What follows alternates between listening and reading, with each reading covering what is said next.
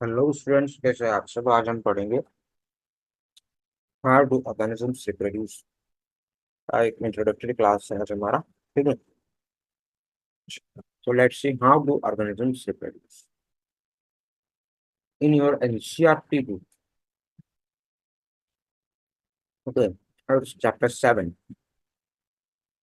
Then from this chapter name, how do organisms reproduce, we get two words, that is organisms and reproduce. What is the meaning of organisms?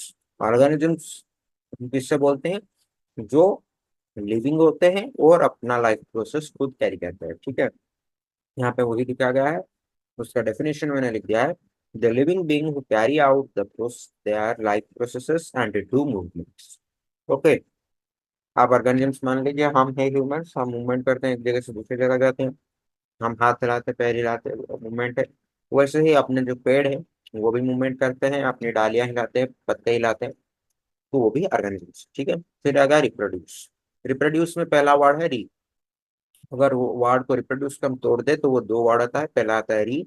री मतलब repetition and produce मतलब production. Okay, production और generation of something new is called produce and re means repetition. So repeated production of or generation of something new is called reproduction. Okay. Now, in the first para of your book of this chapter, it is written a question: why do organisms reproduce? Organisms basically reproduce to maintain their own species. To maintain their own species. Okay. So this is for first para. Moving on to second para, the basic event or mark these lines. What I'm saying the in your NCRT, because these questions will come from this underlined parts only. The basic event in the reproduction is the creation of DNA copy. तो हमारा जो है basic event क्या है reproduction में? DNA copy, फिर है cell copy, फिर है सेल डिवीजन, देन आएगा रिप्रोडक्शन। ओके, सेल डिवीजन होते होते रिप्रोडक्शन। तो बेसिक इवेंट क्या हुआ? The basic event of reproduction क्या हुआ? Is the creation of DNA copy. Cells use chemical reactions to build their copies of DNA. In next page, it is written DNA copy is accompanied by the creation of additional cellular apparatus, which I told you. The DNA copy, then cell copy, then other things will carry similar. Okay. The copy of DNA will have some variations each time because DNA copy generated will be similar but may not be identical. The DNA copies have some variations due to the copy or due to the change in protein of while copying of DNA. Protein का जो structure है DNA में वो अगर change होता है तो हमारा जो है डीएनए कॉपी चेंज होता रहता है, और वो सिमिलर नहीं होता है लेकिन आइडेंटिकल नहीं होता है। ठीक है, आइडेंटिकल मतलब समझते हो एग्जैक्ट कॉपी, और सिमिलर क्या होता है? थोड़ा सा वेरिएशन होगा, उसे हम सिमिलर बोलते हैं। यानी कि मान लीजिए आप और आपके दोस्त, दो सिमिलर बॉडी ऑर्गेनिज्म है, आप भी ह्यूमन हो वो भी ह्यूमन है, आपकी दो हाथ है उसकी भी दो हाथ है, लेकिन आपकी जो स्ट्रक्चरल अपीयरेंस है वो उससे मिलता नहीं। लेकिन मान लीजिए आपने एक फैन देखा। ठीक है, एक फैन देखा, उसका जो प्रोडक्शन, या अपने आपके पास सबका एक पेंसिल है। ठीक है, आपका पेंसिल बॉक्स में 10 पेंसिल आता है पैकेट में, तो 10 पेंसिल में ईच पेंसिल एक दूसरे से सब आइडेंटिकल होते हैं या सिमिलर होते हैं? आइडेंटिकल होते हैं, क्योंकि आप उनमें से किसी को भी अलग नहीं कर पाते हो। लेकिन ट्विंस में आप देखोगे, अगर ट्विंस में भी आपके दोस्त अगर कोई हो गए ट्विंस, तो आप देखोगे कि वो भी आइडेंटिकल नहीं है, वो सिमिलर है, उनका हर एक कैरेक्टरिस्टिक मैच नहीं करता है। ठीक है, next, moving on to next part. Population of organisms fill well-defined places or niches in the ecosystem using their ability to reproduce. Niches क्या है पहले समझ लीजिए। नीचेस है जहाँ एक सबसेट है, जहाँ पे एक ही मतलब प्रकार के ऑर्गेनिज्म रहते हैं एक ही जगह पे। मान लीजिए सपोज महाराष्ट्र में सिर्फ और सिर्फ हाथियों के देखने मिलते हैं, मतलब कोई ह्यूमन नहीं है, कोई एंट नहीं है, कोई चूहा नहीं है, सिर्फ हाथी है, तो महाराष्ट्र को हम एक हाथी का नीचेस बोला जाए। ठीक है, यहाँ पे वही लिखा गया है, subset of a habitat where only a particular species lives. Sorry, excuse me.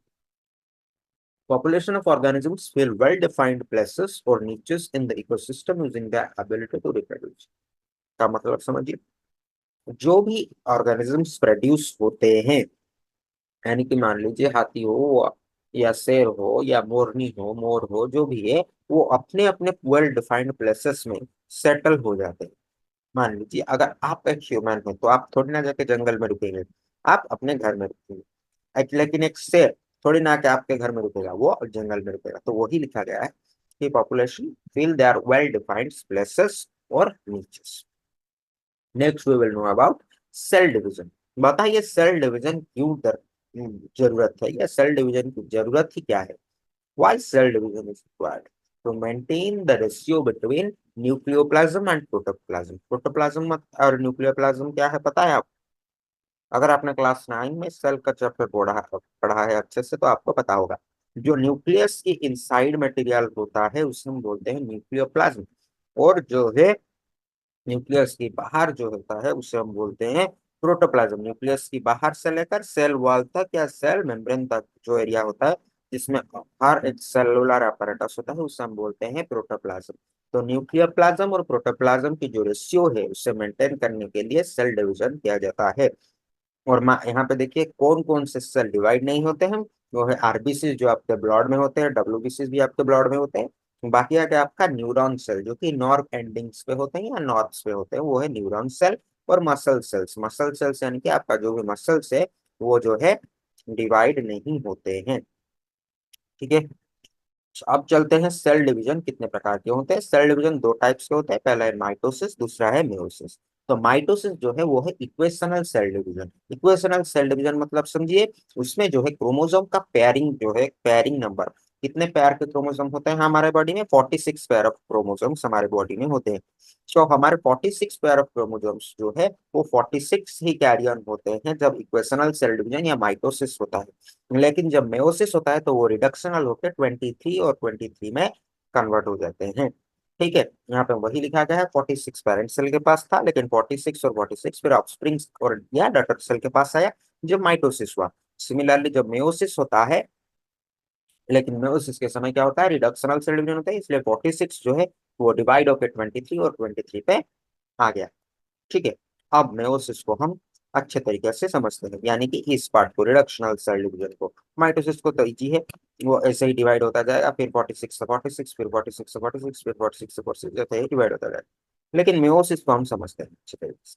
Meiosis में देखिए फादर स्पर्म्स मदर सेल और मदर एग मदर सेल, यानी कि फादर का पास जो है हमारा स्पर्म मदर सेल होता है, मदर के पास जो है एग मदर सेल होता है। तो यहाँ पे 46 पेयर ऑफ क्रोमोसोम जो है वो 23 और 23 पे डिवाइड होते हैं। फिर क्या होता है, यहाँ पे माइटोसिस आ जाता है। माइटोसिस होकर वो 23 इक्वेशनल सेल डिवीजन आता है, यहाँ पे भी सेम आता है। लेकिन मदर के केस में जो एग मदर सेल है वहां पे जो है 46 डिवाइड होता है मेयोसिस के जरिए 23 और 23 पे। फिर जब मेयोसिस से बाद माइटोसिस होता है, वहां पे एक ही एक सेल जो है 23 डिवाइड होता है, क्योंकि एक एक सेल जो है डेड हो जाता है। यहाँ पे भी सिमिलरली एक डेड होगा, फिर यहाँ से 23 और 23 होगा। ठीक है, तो यहाँ पे वही लिखा गया है, in case of mother human female only one egg is produced, while in case of father two eggs are produced. Okay, फिर अच्छा, अब देखिए कैसे जाइगोट फॉर्मेशन होता है।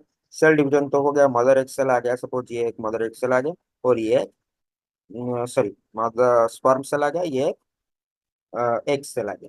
अब देखते, तो ये है क्या है, यहाँ पे ये है मेल गैमेट, ये है फीमेल गैमेट। तो यहाँ पे देखिए,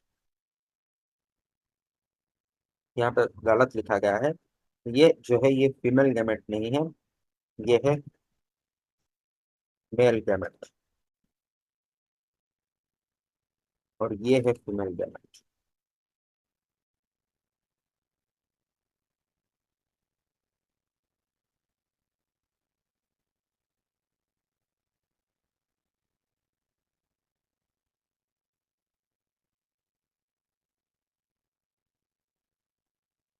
ठीक है, यहाँ पे देखिए तो यहाँ पे जो है मेल गैमेट में स्पर्म मदर सेल आया, ये है 23 क्रोमोसोम पेयर की, जो है हैप्लॉइड एग या हैप्लॉइड गैमेट। यहाँ से आया egg mother cell 23 pair chromosome की, वो लोग क्या है फर्टिलाइज हुए, फर्टिलाइज्ड होके जाइगोट फॉर्म के, इसलिए यहाँ पे लिखा गया फर्टिलाइज्ड जाइगोट। इनके अंदर फर्टिलाइजेशन हुआ, फर्टिलाइजेशन के बाद इन्होंने जाइगोट फॉर्म किया, तो ये लिखा गया क्या फर्टिलाइज्ड जाइगोट, जो कि डाइप्लॉइड इन नेचर है। वहां पे 23 + 23 मिलकर 46 क्रोमोसोम हो गए। फिर यहाँ से जो है माइटोसिस होते जाएगा, 46 46 46 46 46 46, यहाँ पे 2 सेल, यहाँ से 4 सेल, फिर 8, सॉरी 4 से 16 सेल, 16 सेल से 64 सेल, ऐसे होते होते बेबी का जो है प्रोडक्शन होता है। ठीक है, समझ में आया। तो यहाँ पे जो है हमने जो बेसिक इंट्रोडक्शन हमारे सेल के बारे में, सेल डिवीजन के बारे में, ऑर्गेनिजम्स कैसे रिप्रोड्यूस करते हैं और कैसे अपना बेसिक मेंटेन करते हैं, इनके बारे में पढ़ लिया। अगले क्लास में जो है हम पढ़ेंगे सेक्सुअल रिप्रोडक्शन, और सेक्सुअल रिप्रोडक्शन क्या है, उनका टाइप्स क्या है, उसके बारे में पढ़ेंगे। ठीक है, धन्यवाद।